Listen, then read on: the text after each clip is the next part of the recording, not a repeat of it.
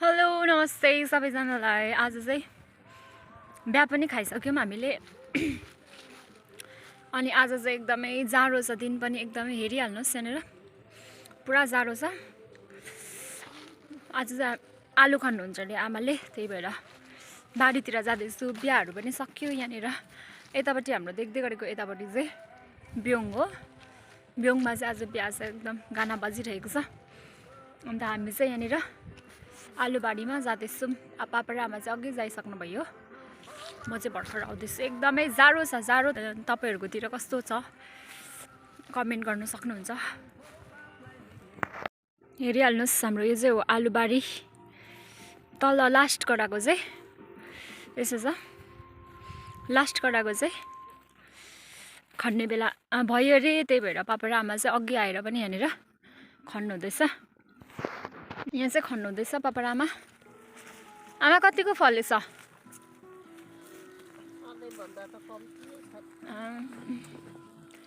जाडो भएर अवस्था हेरिहाल्नुहोस्, एकदम तातो तातो भएर टोपी लगाएर यहाँ पापा घाँस काट्नु हुँदैछ। पापा यो चाहिँ केलाई अब?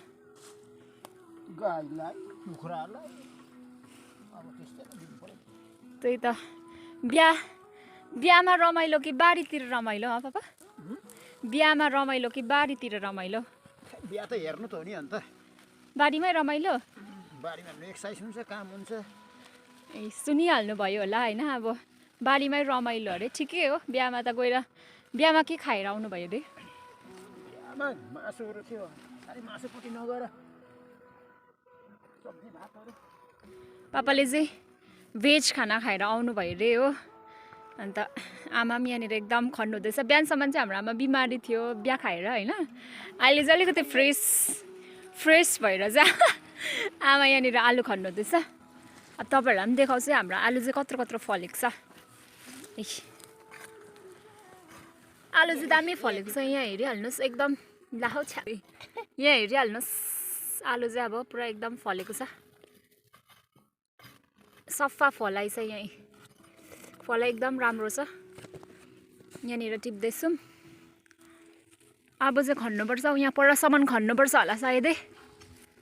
चाहिँ भन्नुपर्दाखेरि चाहिँ यो आलु चाहिँ सेलको लागि खन्नु भएको। यहाँ आज चर्चमा प्रोग्राम छ, त्यहाँ आउनेहरूले चाहिँ लानुहुन्छ अरे, त्यही भएर चाहिँ आमा एकदम खन्नु हुँदैछ होइन आमा?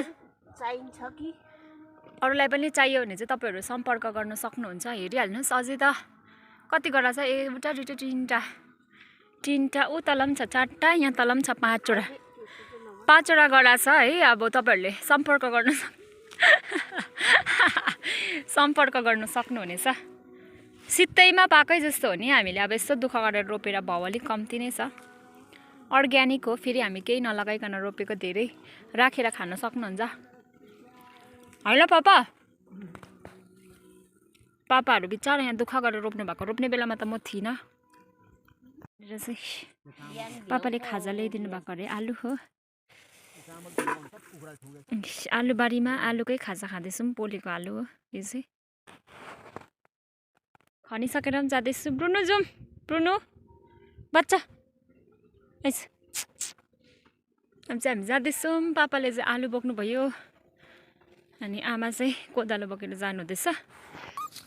के गर्दैछ?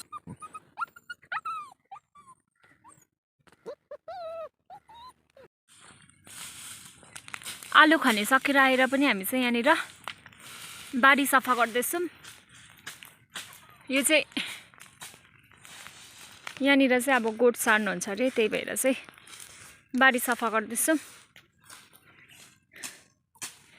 यहाँनिर हाम्रो घर, यहाँनिर चाहिँ गोठ बनाउनु पर्छ, गोठ सार्नुहुन्छ अरे। खासमा हाम्रो गोठ चाहिँ यहाँ पर थियो। यहाँ पर यो चाहिँ हाम्रो चारो पकाउने घर। चारो पकाउने घरको मुनि चाहिँ गोठ। तर त्यहाँनिर चाहिँ आमा के भएर सारेको अरे गोठ? बेसी सेप भएर सेप चाहिँ हुनु हुँदैन अरे। तर यहाँनिर पनि छ त अन्त उयो काफल, त्यो चाहिँ अलिकति गहिरा छ नि त, अलिक गडाभित्रै छ नि त, त्यही भएर चाहिँ यहाँनिर सार्नु भएको अरे। यहाँनिर आमा सफा गर्नु हुँदैछ। अहिले भने चाहिँ अलिअलि घाम निस्केको छ है। यो चाहिँ हाम्रो रोड। By by. यहाँ हाम्रो अहिले जानुहुने चाहिँ नयाँ भेना हुनुहुन्छ, तल दोकान जानुभएको होला। अन्त हामी चाहिँ यहाँनिर हेरिहाल्नुहोस् हाम्रो ब्रुनो चाहिँ एकदम यो चाहिँ हाम्रो नयाँ फ्यामिली मेम्बर हो ब्रुनो सुतिरहेको छ एकदम तातो भएर होला सायद होइन अन्त यहाँनिर हामीसँग चाहिँ थुप्रो छ कुखुराहरू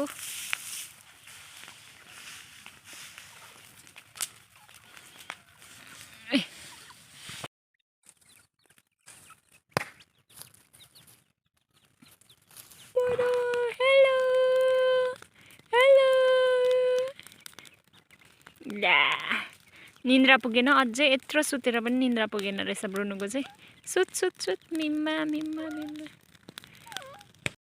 आजको लागि चाहिँ यतिमै मेरो भ्लग समाप्त हुँदैछ अनि भोलि फेरि तपाईहरुसँग भेट हुने नै छ तबसम्मको लागि शेयर गर्नुहोस् सब्स्क्राइब गर्नुहोस् अनि फलो गर्नुहोस् यस्तै रमाइलो भ्लगहरु लिएर आउने नै छु जाडोमा तपाईहरु पनि एकदमै याद गर्नु होला तातो लगाएर बस्नु होला अनि आलु चाहिएमा सम्पर्क गर्नु नभुल्नु होला बाइ बाइ आमा बाइ बाइ गर्दिनु बाइ बाइ